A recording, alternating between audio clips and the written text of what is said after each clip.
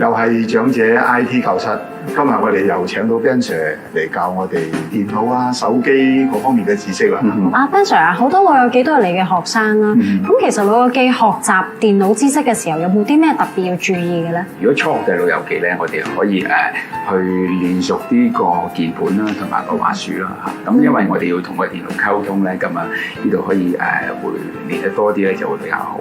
咁另外咧，我哋如果上網嘅同學仔咧，咁一般咧都要留意翻啲網上安全啦。咁有啲網站，如果佢話你係中獎啊、中毒啊嗰啲，就盡量唔好信佢啦。阿幾有冇中過獎啊？中獎、中毒呢方面係點樣咧？譬如話一啲嘅超市禮券啊，佢話你中咗50蚊超市禮券，咁你就要填翻啲資料，填翻啲資料咧就可以去領獎啦。咁即係換句話講，便宜莫貪噶咯喎，呢啲都係嘛？講得好啊！不過我其實咧我都試過有呢啲情況，即係突然間彈一個視窗出嚟咧，就話恭喜你啊乜嘢乜嘢咁。咁係咪代表佢一彈出嚟，我已經中咗毒咧部電腦？其實唔係嘅，佢係只不過要你去允許佢嗰個嘅通知。係。咁如果你撳咗是的話咧，咁佢日後咧就會有不斷出現嗰啲嘅頭先你講嗰啲嘅廣告。哦，所以各位老友記要記住，首先有呢一啲咁可疑嘅視窗彈出嚟咧，首先唔好同佢互動先啦。係。第二咧，最緊要就係保護自己個人資料，就唔好隨便咧喺不知名嘅網站嗰度交出自己嗰啲好私人嘅一啲資訊。咁今日咧，我哋會學下點樣去做一啲嘅安全瀏覽啦。係。咁我哋咧就會一樣啦，用翻呢一個 E 係啦，係啦。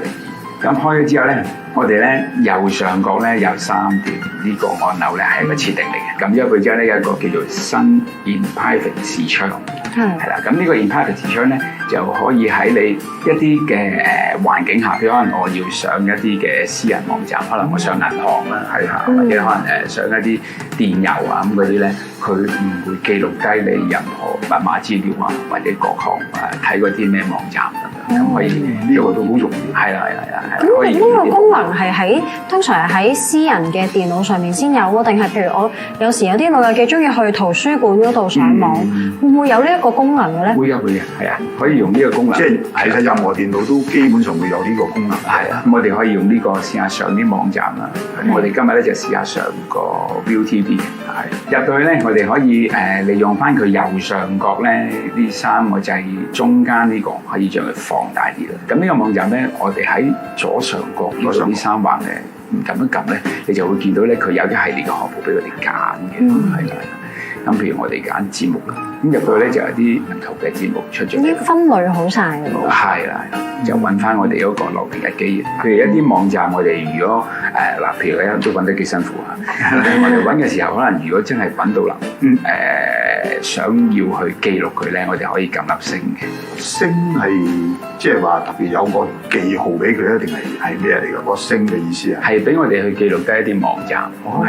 即係好似睇書嘅時候咧，加咗一個書籤落去，咁啊一揭就係啦，咁唔使每次都好辛苦咁揾出嚟。咁係啦，又或者我加埋啲啦，我打個字上去先。咁就更加快咯。係啦，咁當你打咗字，係啦，喺呢個我哋呢個搜尋引擎嗰度，即係呢個長方框度打翻啲字上去之後咧，就會揾得到。其實咧，依家有得上網去重溫一啲節目咧，都非常之方便。咁老友記唔需要定時定候咧，一定喺一個時間嗰度咧開電視去睇呢個節目。咁所以咧，希望各位老友記學習完呢一啲技巧之後咧，都要翻屋企上網咧去重溫我哋嘅節目。